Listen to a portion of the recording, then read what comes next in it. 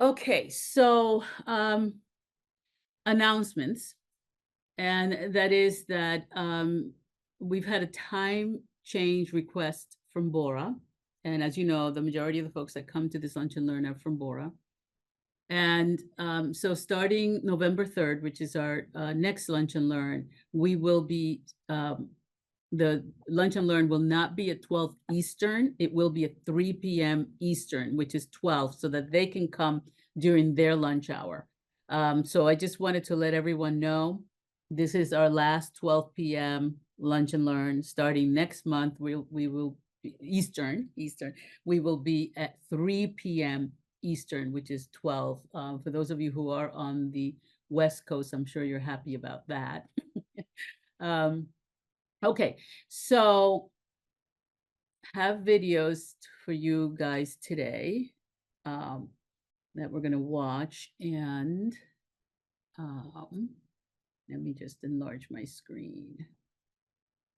All right, so take a nice deep breath and blow it out, and just be aware of your own reactions with what you're hearing and what you're seeing. And I also want you to notice where your body is feeling it, and what's happening with you at this moment. So here you go. Build a website you love with Wix. For your words. We are getting new reports about a chilling and downright shocking escalation of ICE tactics against the residents of Chicago. In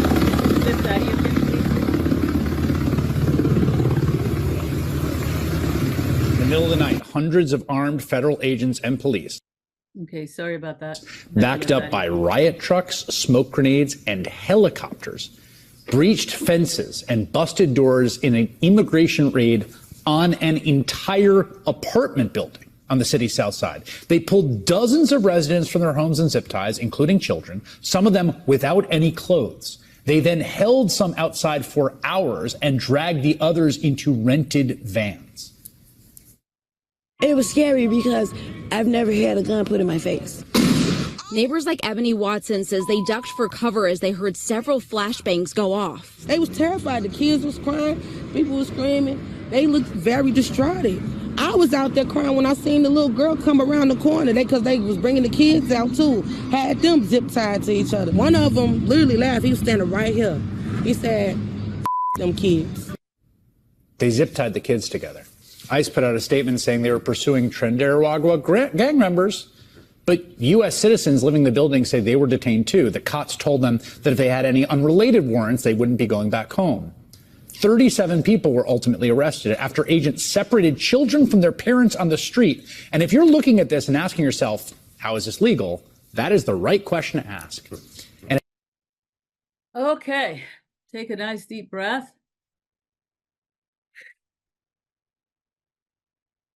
All right, so thoughts, feelings, emotions. Where are you feeling that? What's happening? What's happening inside of you?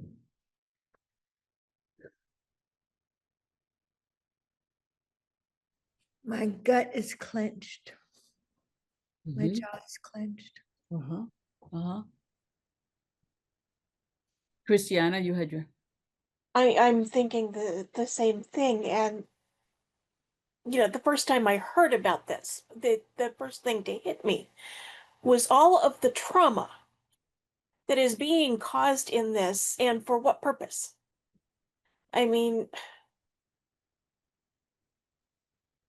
it's a horrible thing to do to anybody, and especially even more so to a small child who doesn't have the ability to process this. They're too little, and you just set them up for a whole life of trauma and the effects thereof. Mhm. Yeah. Other thoughts, feelings. Yeah. Ruth, yeah.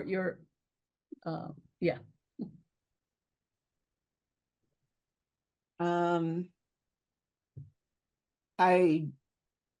just came back from a pilgrimage to civil rights sites in Alabama, Mm. and it reminded me of Bloody Sunday and the horrors there. And we were able to hear from a woman who was a child. I think she was 13, in her teens, when she participated and was beaten. And at least, which was awful.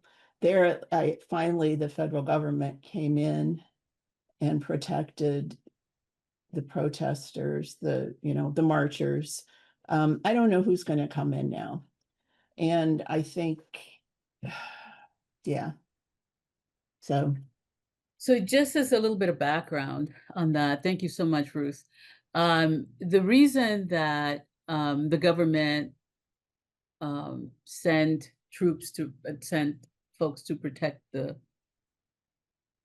people who were protesting is because they were embarrassed, because the news went all over the world and other world governments were calling the president to say, what in the world is going on over there? That's what happened then. Not so sure what's going to happen now, right? Yeah. Yeah. So, okay. Who, oh, Amanda, you said your chest is tight and your jaw. Okay. Funny how the universe works. So some of the work I'm working on now, some of the stuff I've been working on for a long time, but now I'm really focused in is how to remove trauma quickly, because this is happening all the time. And, the more we receive, the more, the body remembers, right? And because we are all in receiving secondary trauma, we need to know how to remove it. So what I want you to do is, I want you to take a nice deep breath, blow it out. And I want you to take these two fingers and I want you to put it right here. And I want you to breathe in for the count of 5, hold for the count of 5, and then breathe out of your mouth from the count of 5. Okay, so nice deep, slow breath, filling your belly, and hold.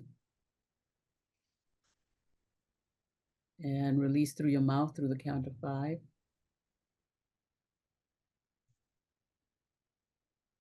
And do it again. We're going to do it 3 times.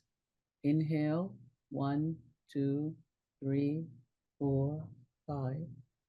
Hold, 1, 2, 3, 4, 5. Release, 1, 2, 3, 4, 5. One more time. Inhale to the count of 5. Hold to the count of 5. And exhale through your mouth through the count of 5. Now, I want you to do the same thing, but this time, we're in your sternum. You're going to go to the bottom of your rib cage, okay? And you're going to just gently put your 2 fingers again, just use those 2 fingers there. And I want you to very gently, just do very, very gently, just rub that area very, very gently and very lightly as you, again, inhale through your nose, count of 5.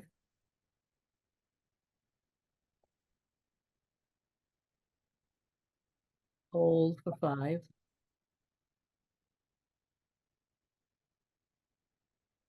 Exhale through your mouth for 5. And repeat, inhale for 5.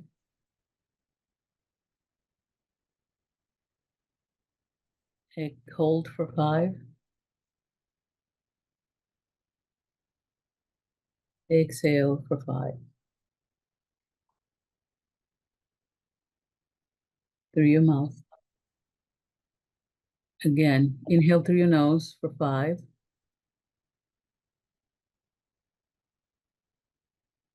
Hold for 5.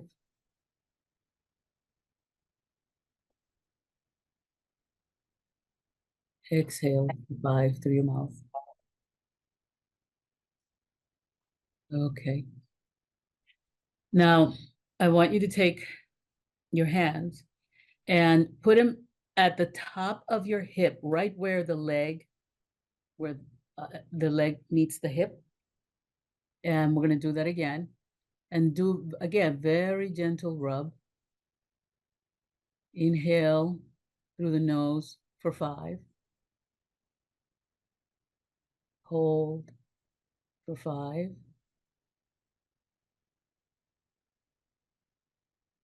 Exhale for 5. Again, inhale for 5. Hold for 5. Exhale through your mouth for 5. One last time. Inhale for 5. Hold for 5.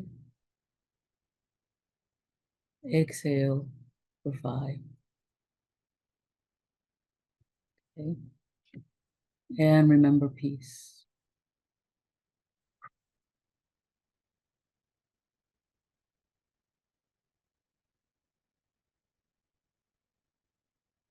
Okay. So that exercise is very powerful, and you can practice that, whenever, we watch the news and, things like that. And so it's a good practice, but it's really good if you can do it twice a day. And do it for like 7 days in a row, because it also starts to release some of the generational trauma that we carry, that then makes our experiences of this stuff that we're witnessing even more powerful. Because what it does is we already carry that, okay? Parents being separated from children, not new, okay? They do it to traumatize people. Traumatizing people in all kinds of ways, not new. Dropping in the middle of the night, not new. In fact, one of the examples that I give all the time when I do this work, especially when I'm dealing with a new audience, is I tell them the story of, okay, so there's not enough grain for us to survive, so I'm going to go to the next village and get their grain in the middle of the night, right? Isn't that how it's like, in the middle of the night, you traumatize everybody and you take what they got. So part of the piece that we didn't see there is how many people's things were stolen. One man went back into his apartment. They had busted the door in, so he went, and he was one of the ones that was released, right? And when he went back into his apartment, all of his electronics were gone. His TV, his computer, everything was gone. And I'm sure they're not going to replace that. So because we're living in this experience right now, it's just really important for you to know how to self-care and to help other people in your life to also self-care. Okay. So today was supposed to be about kind of various forms of resistance, even though I don't like resistance, because resistance takes a lot of energy. I prefer to move toward wholeness. For me, that's better use of your energy than to resist something where you're just like, pushing against it, right? As opposed to focusing on your own wholeness and your healing and that kind of thing. So it's just, a little bit of a change. So I'm going to change. I'm going to share my screen again. And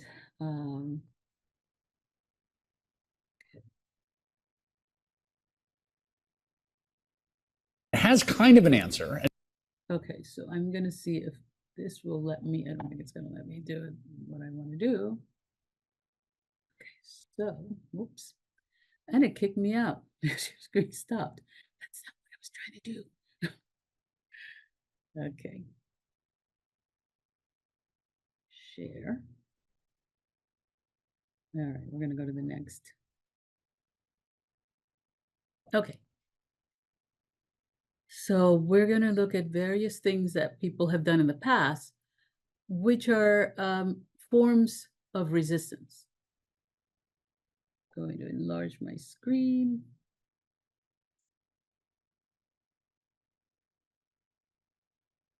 Norman Rockwell wanted to paint Black people as main characters, but they wouldn't let him. He had a cushy job creating over 300 covers for the Washington Post, but he didn't like their policies. According to the Post editorial guidelines, if people weren't white, they could only appear as laborers, maids, or porters, but certainly not main characters. As the civil rights movement was gaining momentum, these restrictions rankled Rockwell, but he made his living from the Post and he felt stuck. One night, he wrote in his journal, "If necessary, I must die doing something worthwhile, a worthy end, not humiliating fear and groveling." Shortly after writing this, he quit the Post and took his illustration skills to Look magazine on the condition that he had complete freedom to choose the subject matter. His very first major piece for Look magazine was this painting showing Ruby Bridges walking to school under federal protection while racial slurs are scrawled on the wall behind her. I mean, Ruby Bridge has main character energy. This painting documented the rage that some people felt when schools became officially desegregated and the bravery of a young girl. Rockwell went on to illustrate the tragic murder of 3 civil rights activists by Klansmen in the South. No one knows the exact circumstances of their deaths, so Rockwell modeled the painting on Goya's painting, The 3rd of May. The hate mail came in droves. He was threatened.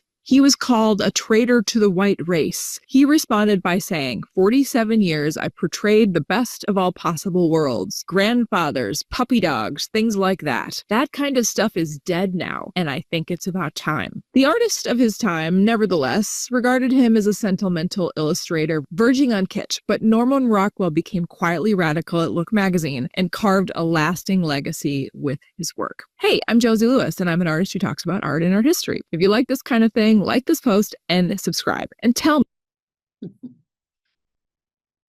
Okay, so take a nice deep breath.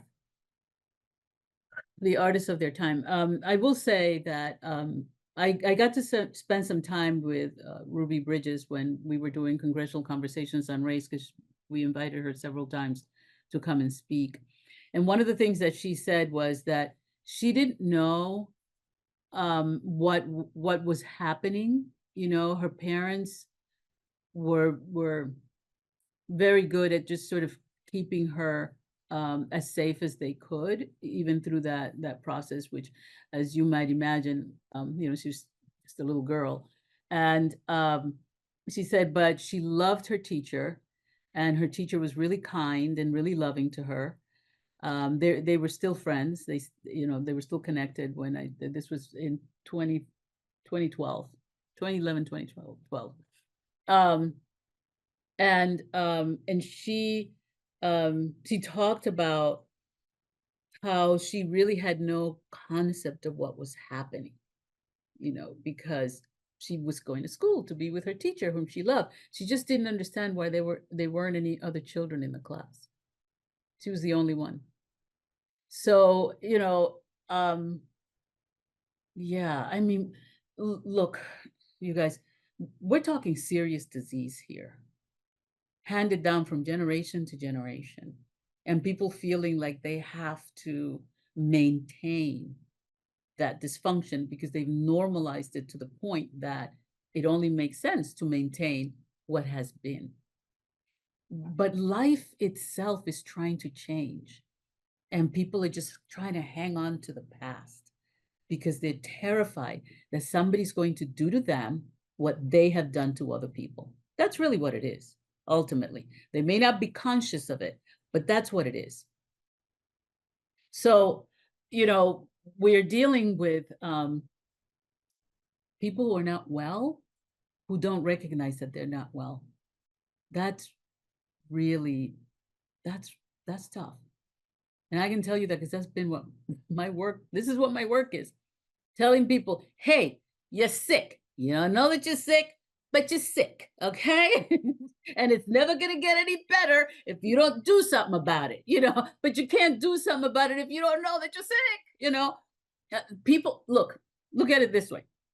Somebody could be walking around with some kind of a disease. One day, they may not feel very well. They go to the doctor and they'll say, well, how long have you not been feeling? Well, it's been about a year or so.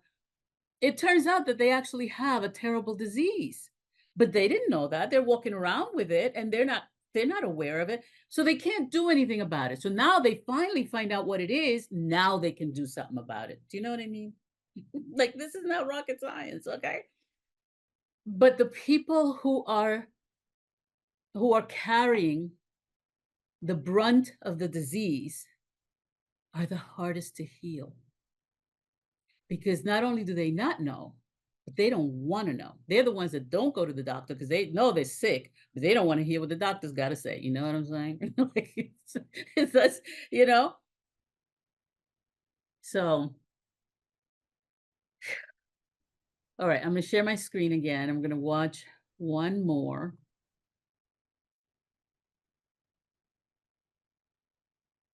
Let's see. Tell me, what do you think of Rockwell? Okay.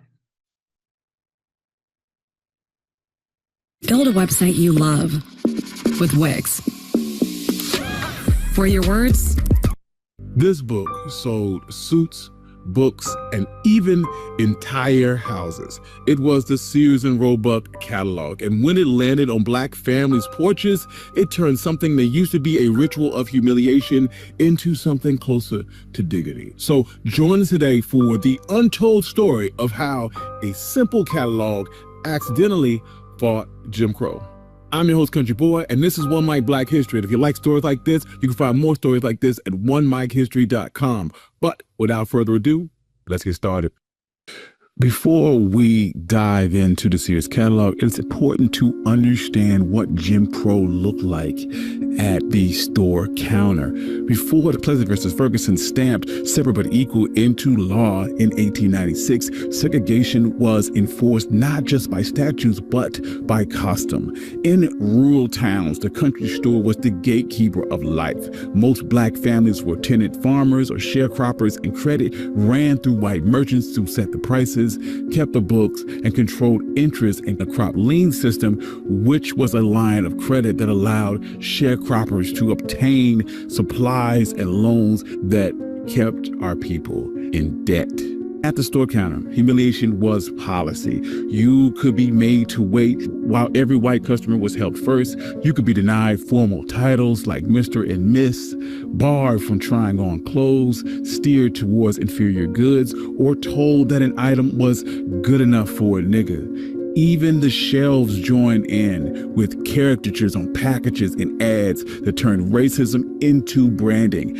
Pushing back meant real risk of eviction, arrest, and maybe much worse. This led Black communities to answer with the strategy. They opened co-ops and credit unions, patronized Black-owned stores. In the 1930s, they started Don't Buy Where You Can't Work campaigns. Long before lunch counter sit-ins, people were already attempting to fight Jim Crow at the cash register. And this is when something different arrived that didn't require a lunch counter at all. It simply required a mailing address.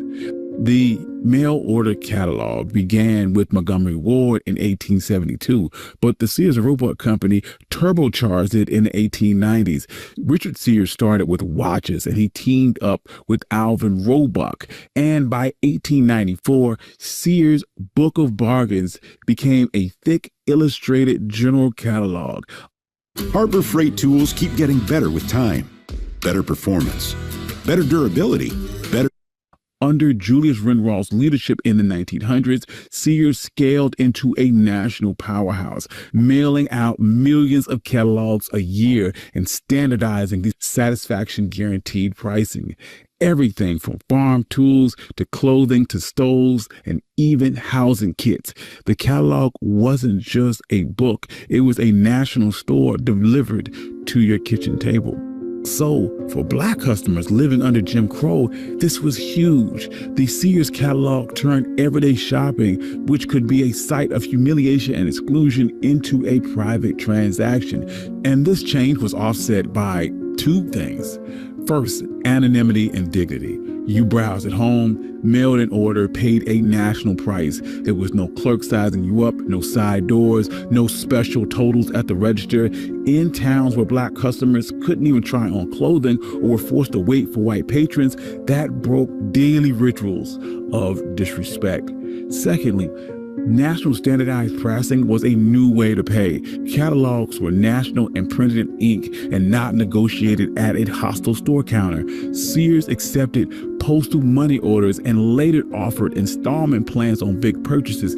These workarounds circumvented banks or merchants that denied fair credit or charged punishing crop lien terms. Additionally, two postal tools were also critical: rural free delivery, which started in 1896, and the parcel post, which started in 1913. The RFD and the postal post switched remote farms into a national logistic network. Backed by federal law, your order traveled by mail, not at a storekeeper's leisure. Interfering with its delivery risked federal penalties, which blunted local officials' ability to block and intimidate customers. Money orders and cash on delivery meant that you could pay a federal carrier, not a hostile shopkeeper or banker. And the post office was a federal space. Postal rules mandated equal service, and interfering with the mail was a federal offense. In places where customs outweighed rights, that blue and gray uniform offered a rare protection. Safety sat in that catalog too. Sears listed rifles alongside farm gear at a time where local laws often failed to protect Black communities. Ida B. Wells famously wrote that a Winchester rifle should have a place of honor in every Black home. Ordering by mail meant lawful self-defense without the hostility of the white gaze. Additionally, while Montgomery Ward insisted on cash, Sears leaned into installment plans for big-ticket items and one national price. That combination undercut the company's stores, where merchants controlled goods and credit. By buying a stove or a plow at a national price and paying for it over time to a firm hundreds of miles away, it loosened the grip that the gatekeepers had over your life. So by the time of the first wave of the Great Migration happened in the early 1920s, millions of Black Southerners were already completely literate in the language of catalogs, sizes, model numbers, and prices that matched between Mississippi and Chicago. By the 1910s, you could order seeds, a sonograph, or a radio. By the 1920s, telephone lines and order desks sped up things even further, and each layer widened the gap between a local store that could dictate and determine what you can purchase. But this quiet revolution by mail completely threatened the Jim Crow order of things. So the local white gatekeepers moved to shut it down completely. Newspapers reported on catalog burnings.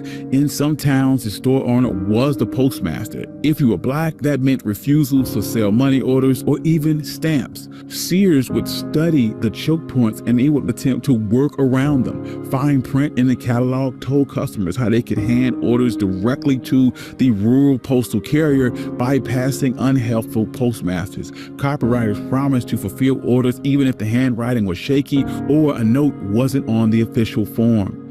So a smear campaign followed. As mail order shopping cut into that local control, opponents spread racist rumors that Sears and Montgomery Ward were owned by Black people to scare off white customers. The companies would push back, printing photos of their founders, offering rewards to anyone who could trace back the lies. But facts matter very little in the Jim Crow economy, where intimidation and retaliation was common.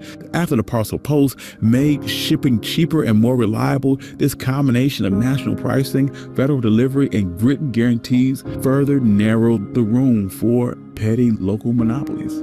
However, even as Sears' mail order catalog helped Black families shop from home, the company struggled with fairness inside its own workforce. In the late 1970s and early 80s, the Equal Employment Opportunity Commission brought cases of alleged racial bias on Sears' hiring practices. Sears settled several cases agreeing to change their personnel practices. In 1986, the EEOC high-profile sex discrimination case against Sears went to trial. Sears would ultimately win the case, but the case became a touchstone for a bigger problem in the United States. U.S. law often failed to capture overlapping discrimination, especially when Black women face the intersection of race and gender. So, why does any of this matter? The Sears catalog matters because it changed the terms of everyday power. In Jim Crow stores, Black customers paid a color tax. They were steered toward worse goods, denied returns, humiliated at the counter. The catalog flattened out that hierarchy. It published prices in print. It promised refunds in writing. It let people choose the quality for themselves. It replaced the local gatekeeper with a contract, order form, money order, and a receipt. A paper trail was more than a shopping record. It was leverage. These habits, comparing prices, demanding guarantees, sending back what wasn't right, taught a language of rights long before sit-ins. And this ripple effect was very real. Local shopkeepers had to compete or fear losing business. Money orders let Black families outfit their homes, schools, and churches with the same ovens, stoves, pianos, books, and tools that white folks were using. Sears didn't set out to topple Jim Crow.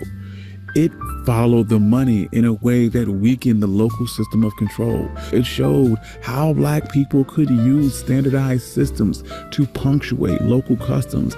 And this is why this isn't just a quaint story about a simple catalog. It is an economic blueprint for how simple changes can completely reroute the source of economic power. Thank you. I'm your host, Country Boy, and this has been One Mic Black History. If you like stories like this, you can find more stories like this at onemichistory.com. All right. Nice deep breath. Okay. You ever think of Sears that way before? I remember being a kid. I loved when the Sears catalog came. Used to go through the whole thing. It was about this thick. It was great with very thin paper. Remember that? So it was thick, but it was really thick because the paper was so thin. Loved looking through it, picking stuff out for my parents to get me. It was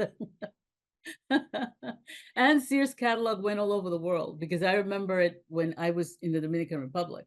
I remember the Sears catalog. So so it was a global phenomenon. But again, it's thinking creatively. Like they didn't set out to do that, but that was the effect of, sending things directly to people's homes.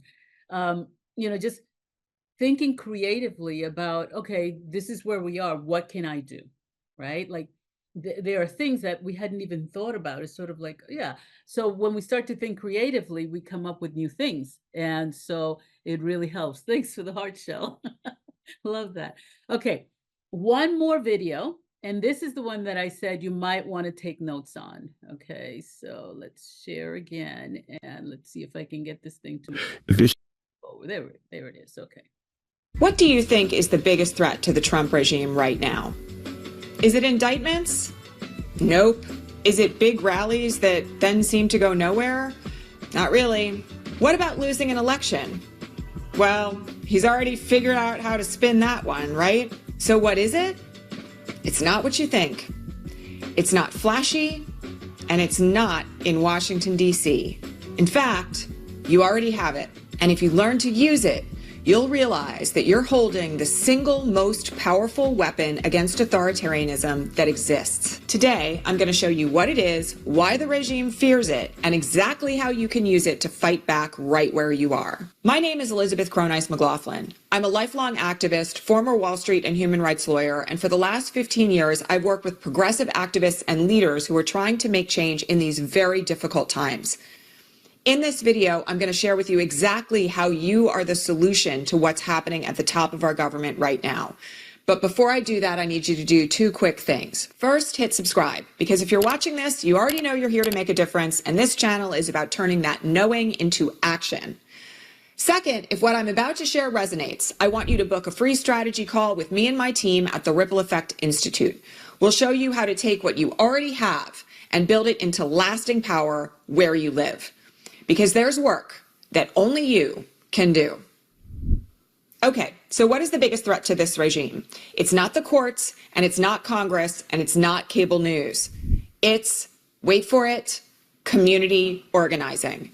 Ordinary people in ordinary places building extraordinary power together. Because here's the truth. Authoritarians thrive when we're isolated, when we feel powerless, and when we believe change only happens out there or in DC. But when people come together, when they organize where they live, when they take care of each other, when they link arms across identities and movements, they create a kind of power that no one leader and no one regime can control. That's what this administration fears the most. And the great news is that it's what you already have. So let's break down now why community power works. Here's why community power is so dangerous to Trump's agenda. It's because he can't control it. He can fire off tweets, rage on TV, but he can't stop neighbors from checking in on neighbors, or parents from organizing at schools, or local organizations from protecting people in the communities where they live. And you know what's great about this? It's something that people really don't consider very often when they think about the unsexy work of community organizing. It's that work like this multiplies. One group feeding 50 families is impressive, but 10 linked groups coming together across a city or a state, that becomes an unstoppable force. And even more significantly, it shifts loyalty. Because when people see that community can provide what government won't, whether that's food, care, safety, shelter, or a sense of belonging, they stop believing the lies. And that's why Trump and this regime spend so much time sowing division, spreading disinformation, trying to make people feel alone. Because if all of us, including you, realize the power that we already have, there's no way that the power they hold will continue. So let's talk now about how to build local power. So how do you use this power that is such a huge threat to the regime? Let's talk through this in steps. First, you have to start small and you have to start local. Let's look at your immediate circle, your coworkers, parents at your kids' school, your neighbors, friends, maybe even a faith group you belong to. And I want you to ask yourself two questions. First, what do we care about the most? And second, what could we change if we acted together? The answers to those questions will guide your next steps. Second, I want you to organize for care. Trumpism thrives on cruelty and neglect. You fight back by building networks of care, mutual aid groups, food sharing, rides to the doctor, housing support, child care collectives, and supporting your neighbors who are terrified right now of ICE. This may seem unsexy and like it doesn't work, but I'm here to tell you that actually it's the foundational part of politics because it's about survival and your fellow human beings. Do not neglect the importance in this era of caring for one another and particularly those who are the most marginalized. Step 3, you have to build intersectional alliances. Okay, this one is really crucial because in this era, we rise or fall together. No community, no identity, and no struggle can be thrown under the bus.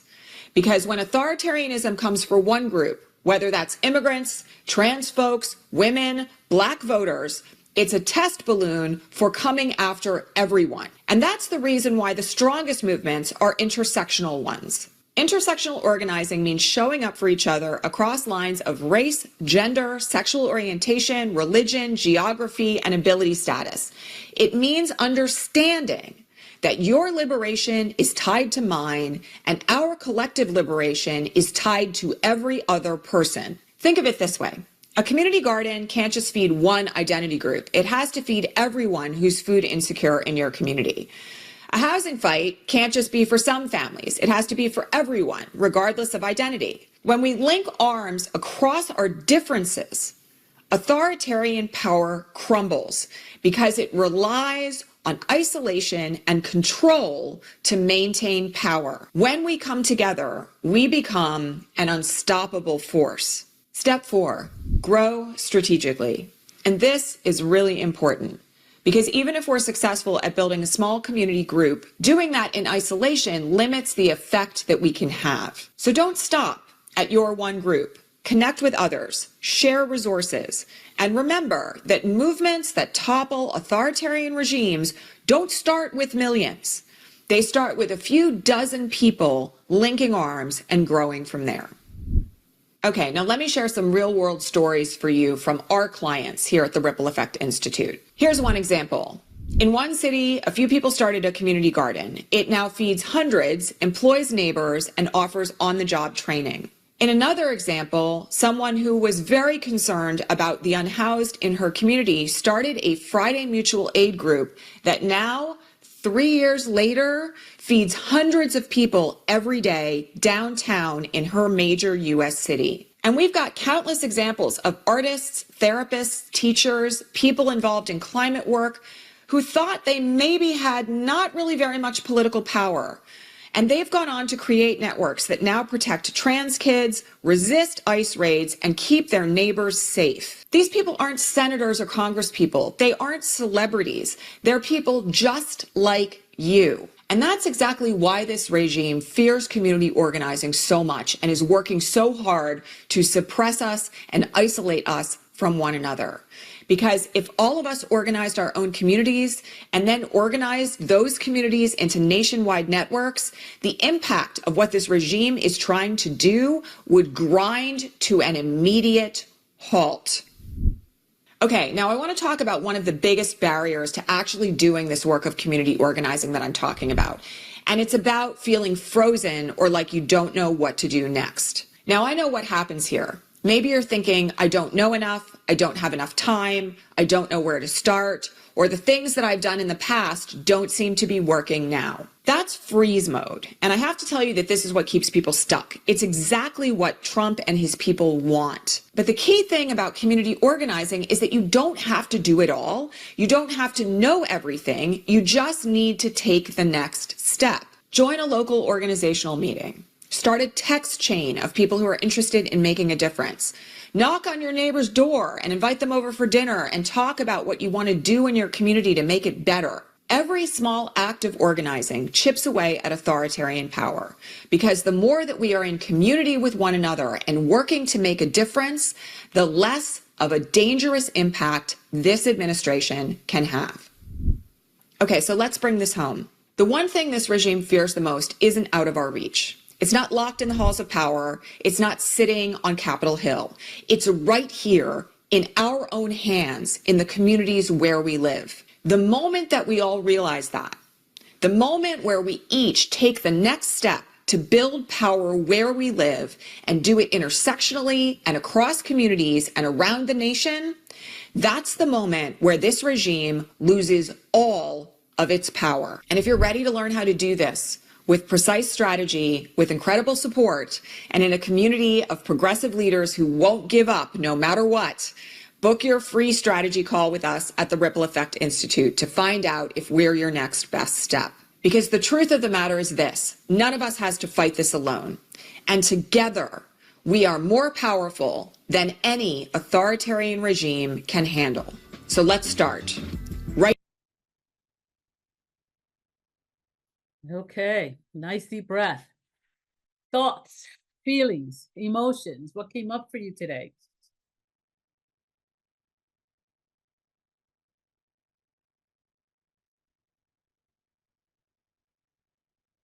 Go for it, Christiana. So part of my struggle from the beginning Yeah, in 2021, I moved from California to North Texas. And when all of this started happening, I realized how many mega type people there are in my area in this new place where I have chosen to live. And feeling alone, like you are the only one in the whole county that has a completely different point of view. You know, part of the reason I made sure I'm making every one of your lunch and learns this year is because I knew I was going to need to connect with somebody and not have that alone feeling. And I just this last week saw the first of a teensiest bit of hope in CVS pharmacy when a customer was talking to the cashier and it was clear they didn't know each other. They had gotten on the subject of politics, both of them upset over what's going on, and we need to get those people off the Supreme Court. And I was like, I would have never have thought to hear that in Grayson County, Texas. You know, it's a little start, but that feeling of and trying to hold on to what I know the truth is when I am surrounded by people all around me who don't at all believe what's really going on is surprisingly difficult, even though I regularly make myself have a reality check. But yeah, having someone to connect with so you're not feeling alone going through all of this, I think is huge. I agree. Yeah, thank you so much for that, Christiane. Yeah. Any other thoughts? What did you think about our last week? Oh, go for it, Karen. Oh gosh, so many thoughts. It was in August that I gathered a small group of friends and neighbors into my home on a Sunday afternoon. And I was sourcing I had a little presentation that I sourced through the Indivisible website, the 1 Million Rising. Some of you may be familiar with. And it was just lovely. And this was a mixed group, racially mixed group. And it was really, it just felt good.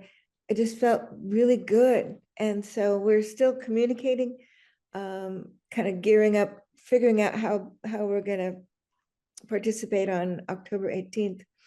But Christiana, what you're saying, really, I feel for that. I hosted a visiting minister from my Unity Faith, visiting from Florida. Some of you may know Linda Martellowitz. Anyway, she was visiting from Florida and had a little bit of time before her flight about a week ago, flight back home. And so I said, hey, I'm going to my congressman's town hall, and Democrat here in California. And I said, you're welcome to come. So she came, and her experience, she says, there's nothing like this in Florida. She says, in Florida, she said, I said, just like you described, Christiana, just like you described. And she said, it was so refreshing. But so I'm in a place that is still progressive and I feel supported. But these groups that you're describing, and the action, and this communication from the Ripple Effect Institute is really is uplifting, to take my little group and keep going, keep going. So, there's so much more to say, but the Sears catalog, how inspiring that whole presentation was. Oh my, I had no clue about all that. No clue about all that. Yeah. And actually, if that was just finished, and then you were about to play the last one. And what I thought she was going to say was the money, that the money was the bigger influence rather than community organizing. I thought that's where she was going to go, was that the economic aspect of it, which I think is a factor too. Absolutely. she went to community That's organizing. how Jimmy Kimmel got his job back. Yes, I know, I I'm know. gonna say I would consider the boycotts a part of community organizing. Yes, that's one of the tools. That's one of the tools, yeah. But can I also say something else? Yes, sure.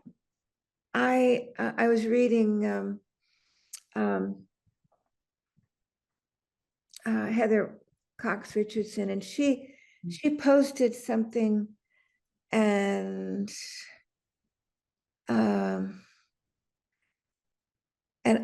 what I have to say this, I have to hold Stephen Miller in my prayers.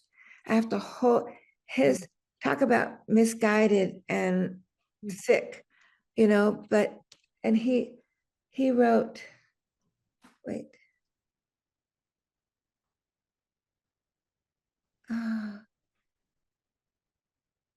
Oh darn, now I lost it. Oh, he wrote Saturday afternoon, he wrote, "The issue before us is now very simple and clear. There is a large and growing movement of left-wing terrorism." He's projecting terrorism in this country. It is well organized and funded, and it is shielded by far left Democrat judges, prosecutors, and attorneys general. The only remedy is to use legitimate state power to dismantle terrorism and terror networks. And the terror network is us. You know, it's us. It's crazy. But as we work to stop him, I have to pray for him. I have to, and I walked a 13-mile half marathon yesterday. This was on my back. Yes, you may know, yes, on 50-50 is the proposition that California is gonna stand up and say, no, you're not gonna redistrict without us stepping up. So this was on my back for 13 miles yesterday. It's kind of worn, but anyway, doing what I can, dear heart. But thank you so much, Milagros. I love what you present. It opens my mind. It opens my understanding, and we're not done. What does that say? That from that movie? If it's not, wait. If it's not, it's all, here it is. It's all okay in the end. So if it's not okay, it's not the end. There you go. On that note, I love you guys. I'm so thankful for all of you. And next month, we will be on at 3 p.m. So, you know, I will be sending out announcements on that. And so, you know, so if you come on at 12 because you forget, just remember, we're not there yet, but we will be. Thank you. And thanks for the hearts, you guys. Love you. Have an amazing month. Yes. Yeah, no, I'm staying on for a couple of minutes. Yeah. I'll ask you then.